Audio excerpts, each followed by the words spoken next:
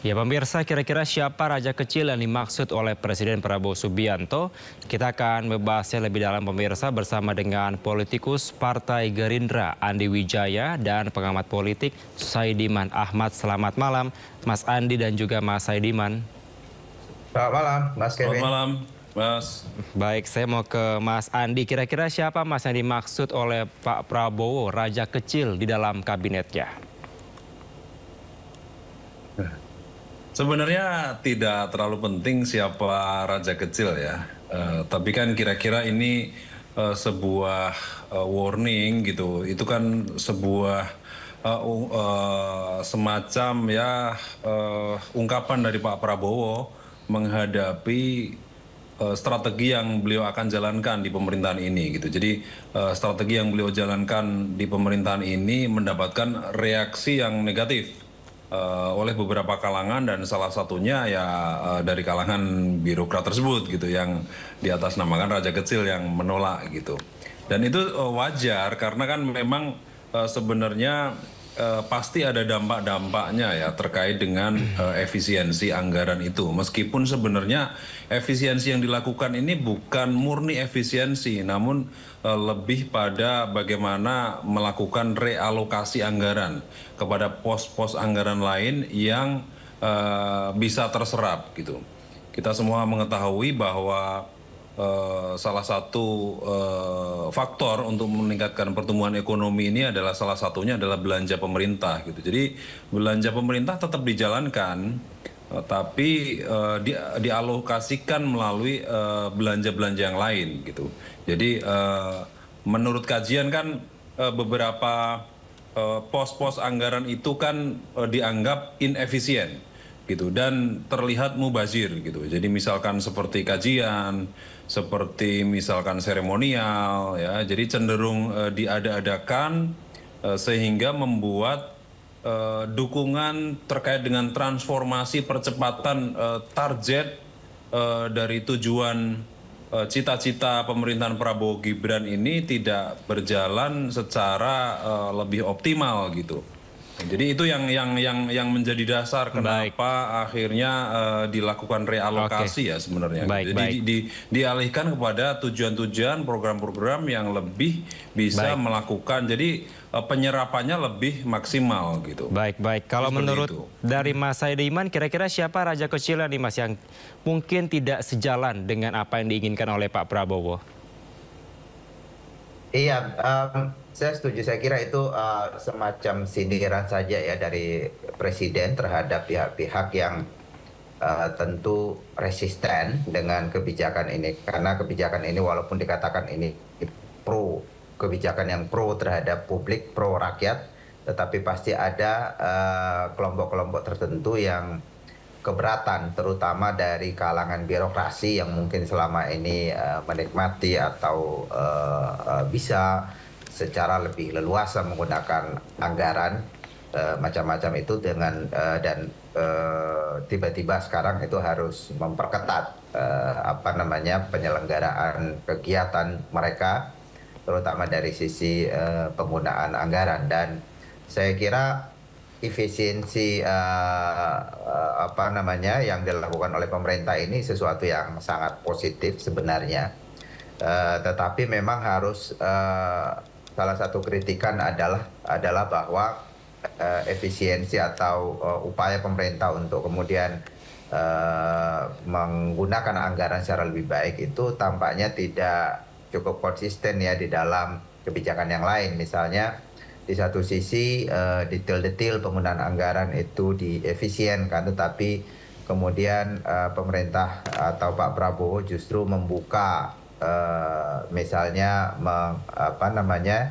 menciptakan kementerian yang sangat gemuk, lembaga-lembaga yang banyak dan seterusnya. Jadi inkonsistensi dari situlah yang kemudian mungkin itu dari pintu masuk dari mereka yang kritis terhadap pemerintah gitu. Karena itu menurut saya ini hal wajar kalau kemudian muncul kritik, karena memang itu fakta di lapangan. Satu sisi kita mengapresiasi, saya sendiri tentu mengapresiasi, memang salah satu persoalan dari birokrasi kita selama ini adalah memang kurang efisien di dalam bekerja. Terlalu banyak pos-pos anggaran yang tidak perlu, memang itu harus dilakukan efisiensi.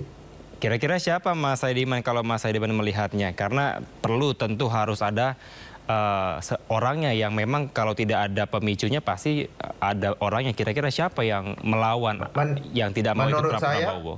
perlawanan yang paling utama walaupun mungkin tidak diungkapkan itu ya dari birokrasi itu sendiri yang terdampak langsung dari kebijakan efisiensi dari pemerintah ini. Oke, mungkin kalau dari Mas Andi bisa menyampaikan sedikit kira-kira siapa yang kira-kira tidak sejalan dengan apa yang diinginkan Pak Prabowo?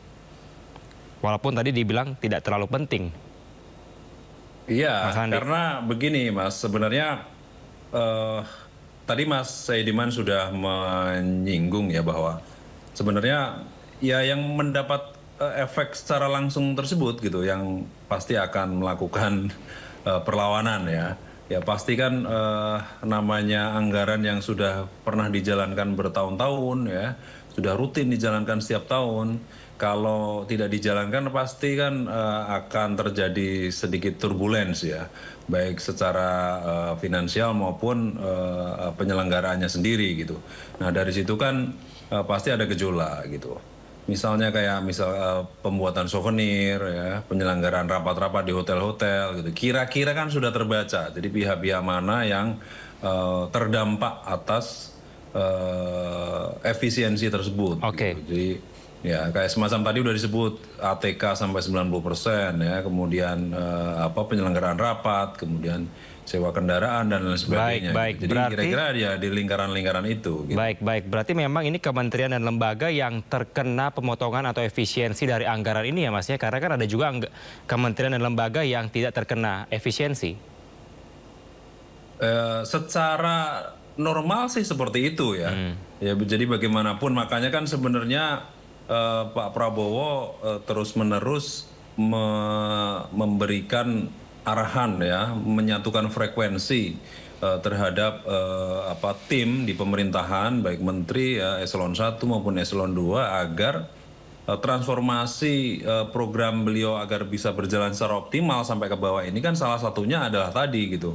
Jadi karena dukungan anggaran ini tidak maksimal makanya perlu direalokasi. Salah satunya adalah dengan cara itu tadi beberapa pemotongan anggaran di kementerian ini. Nah, apa yang beliau sampaikan ini kan sebenarnya dalam rangka itu, Mas, gitu.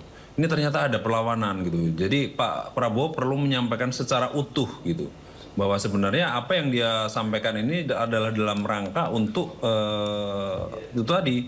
Jadi program beliau yang sudah dijanjikan di kampanye kemarin bisa berjalan. Ini adalah menjawab memenuhi janji-janji kampanye gitu. Karena kalau tidak ya pemerintahan tidak bagus ya, ratingnya akan turun dan akan mempengaruhi tahun-tahun berikutnya. Maka di tahun awal ini kan sebenarnya dalam rangka untuk menyamakan frekuensi tersebut. Nah, jadi itu yang saya bilang sebenarnya tidak terlalu penting ya, karena itu pun juga cuma raja kecil gitu. Jadi ada percikan-percikan perlawanan itu ada gitu, pasti nggak setuju, wah kok kayak gini. Ini kan membuat ya semacam ketidaksukaan begitu terhadap oknum-oknum yang mungkin secara rutin setiap tahun sudah menjalankan program tersebut. Oke, Mas Saidiman, Mas Andi, sebelum kita membahas lebih dalam terkait siapa kira-kira raja kecil ini, kita akan menyimak kembali pernyataan dari Presiden terkait dengan raja kecil yang melawannya. Saya ingin pengeluaran-pengeluaran yang tidak perlu, pengeluaran-pengeluaran yang mubazir, pengeluaran-pengeluaran yang alasan untuk nyolong, saya ingin dihentikan, dibersihkan.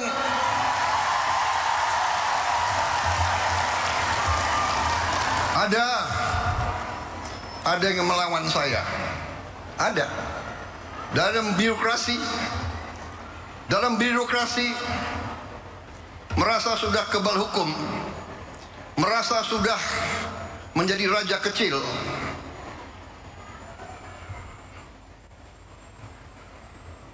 Ada, saya mau menghemat uang itu untuk rakyat, untuk memberi makan untuk anak-anak rakyat. Saya ingin memperbaiki semua sekolah Indonesia.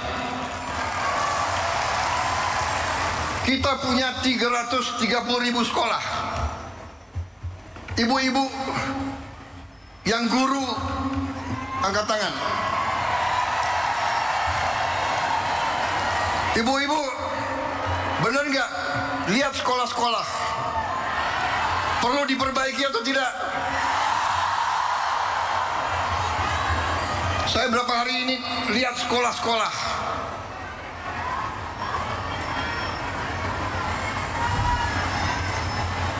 Kita punya 330.000 sekolah. Anggaran untuk perbaikan sekolah hanya cukup untuk memperbaiki mungkin 20.000 sekolah. Berapa tahun kita mau selesaikan 330.000 sekolah?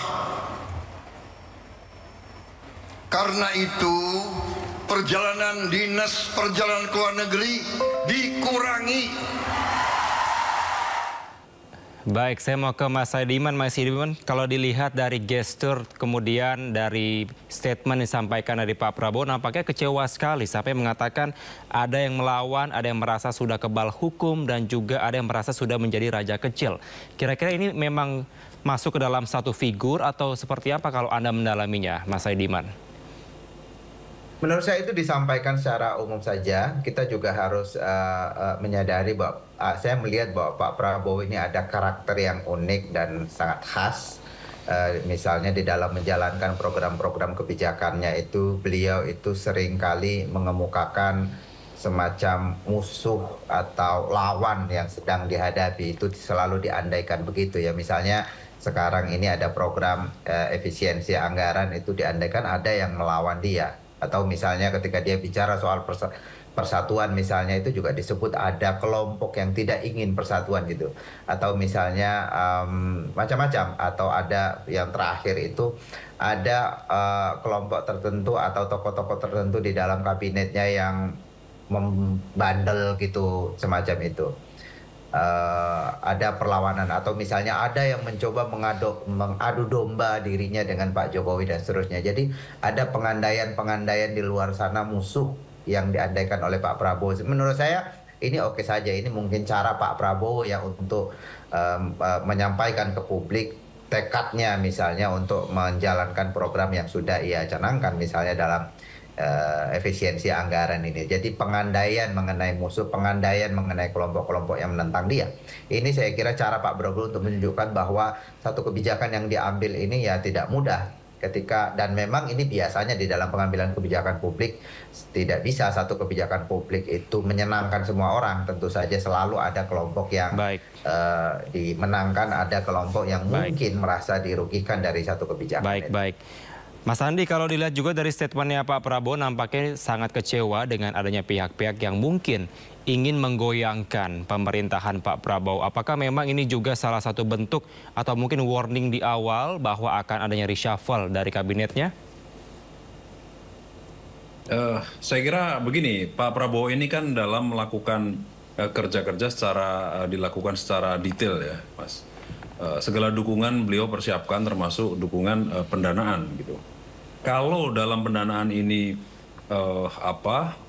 banyak yang terganggu ya, dan pasti banyak yang terganggu, dan tadi saya sudah menyatakan ya di lingkaran itu, jadi program-program yang sudah berjalan rutin namun sekarang ditiadakan, ini kan pasti ada gangguan-gangguan. Nah, bahwa Pak Prabowo menyampaikan itu bukan sebuah cerita-cerita yang mengada-ada.